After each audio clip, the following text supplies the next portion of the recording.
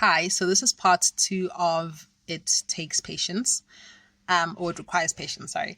So, anyway, like I'm saying, accountability is something that is shunned upon in our society, right? People just want to like go, go, go, go, go. Yeah, let's move on. Yeah, let's not dwell on the past, whatever, let's move on. And now the thing is this, Nay, if you are not going to take accountability and actually deal with issues in a deep way, which ensures that it will not reoccur, you're basically guaranteed that it's going to reoccur. Okay. And like I say, I believe that the reason for this is because people are cowards in this society in which we live in. And where is this cowardliness? Well, people are afraid of suffering. People are afraid of suffering. And this suffering is not like, you're going to go and whip yourself or something. This suffering is the suffering that the Buddha says is inevitable in this life. In this material world, we all suffer. Even if you're not going to suffer the poverty, the war, the oppression, the sexism, the ageism, the racism, the religious bigotry, homophobia, transphobia, whatever phobia, child abuse, sexual abuse, the works. If you're not going to suffer those things, you are going to suffer the fact that, for example, the things that you want to achieve in this world take so much time and effort to achieve. Okay.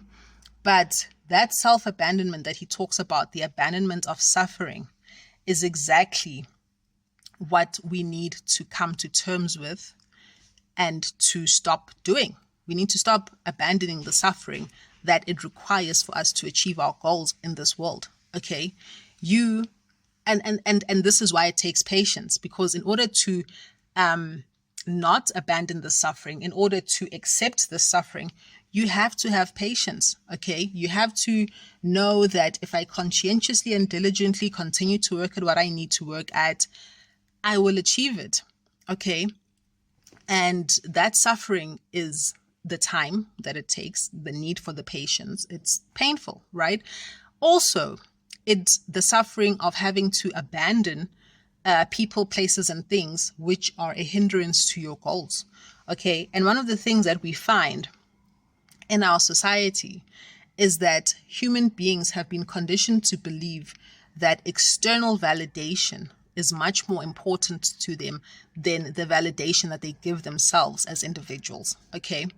And so while you might know, okay, that I really want to achieve this goal, like let's say I want to start a nursery. Okay. I want to start a nursery and it's going to take me, maybe grafting the branches of trees onto like other small trees, or it's going to take me doing this, whatever. It's going to take time. Okay, it's going to take time. It's going to require a certain amount of time dedicated to the endeavor every day, and if you then form a relationship or a friendship with someone who is going to insist that your time be spent on hanging out with them, going with them to whatever places they want to go to, or being with the people that they insist that we all need to go and hang out with, if you're not going to accept the pain of saying, no, I'm sorry, and potentially losing that validation and potentially losing that relationship in order to be able to focus on your goals, then you are going to lose out on your goal, all in the name of avoiding the pain of having boundaries. Now, obviously, that is probably an example of a toxic relationship. Okay, so any proper relationship that nurtures you and nurtures your life is going to be one that accepts, oh, okay, no, you're busy. I understand you have these boundaries. Okay, but in order to get to the point where you're even having relationships where your boundaries and etc. are being respected, you have to accept and embrace the inevitability of that suffering that you will have to go through in asserting your boundaries, because the majority of people, because of this world that we're in, are conditioned to believe that relationships mean self-abandonment in order to satisfy the needs of the other in the relationship. Okay. So, we have to accept that this suffering, if it's not embraced as part of growth, is going to form one of the cornerstones of our self-abandonment. And then when we look back, we will think, oh my God, if only I had taken the time to do this thing. If only I had had the wherewithal and the courage to establish my boundaries so that I can achieve my goals. Okay. So this suffering that we avoid is unfortunately, the reality is it is suffering that we're going to have to embrace, whether we like it or not at some point. So you might as well just embrace it now in order to achieve your goals so that you can actually celebrate later, as opposed to going for instant gratification now and then regretting it later because now you have nothing to show for the time that you spent on this planet, you know? And you know what's so sad in terms of this cowardice is that I have seen in my personal experience men in particular who have been exceedingly charismatic, good with people, likable, good looking, charming, well-spoken, intelligent, articulate, right? But they have been cowards, and they have sought to they have self-abandoned in seeking to avoid the suffering that it would take for them to reach their full potential as people. And it is very tragic because in their cowardice, they are actually depriving the world of really good potential leaders. You know, there's that saying that evil men triumph when good men do nothing. Why do those good men do nothing? It's because they're cowards. Let's be honest about it. You know what I'm saying? They're cowards. And on top of that, these good men are surrounded a lot of the time by highly intelligent fellow men, because in this patriarchal world, let's be honest, men value the opinions of other men way more than they value the opinions of women. Women have a lot of good ideas, but we just get ignored because we're women, okay?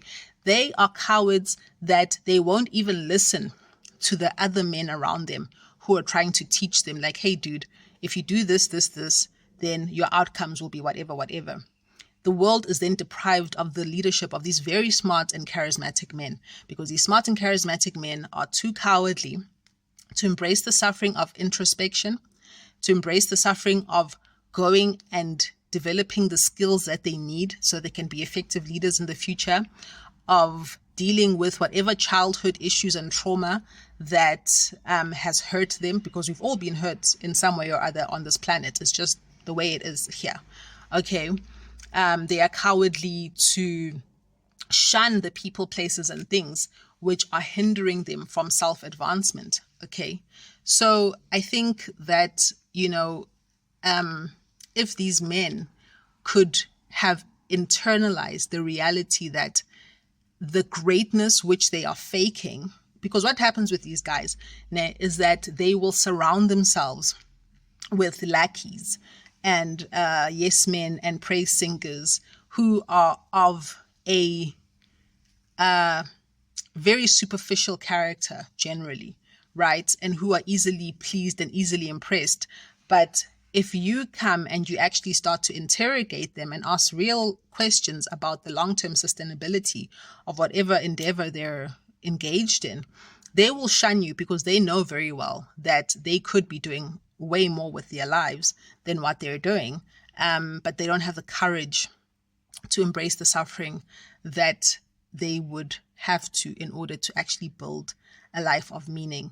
And so they will engage in all sorts of grandiosity with all these lackeys surrounding them, numbing themselves in the process as well to the reality that you could be much greater than you are, but you are not brave enough to accept the suffering, to accept that you need to apply patiently yourself to whatever endeavor that you're trying to achieve, you know. And so I just think that it's very tragic. People are conditioned to believe in quick fixes, and unfortunately these quick fixes never bear any long-term fruit. Obviously they won't. It's just scientifically impossible. The laws of physics wouldn't allow it. So I'm going to carry on in part 3.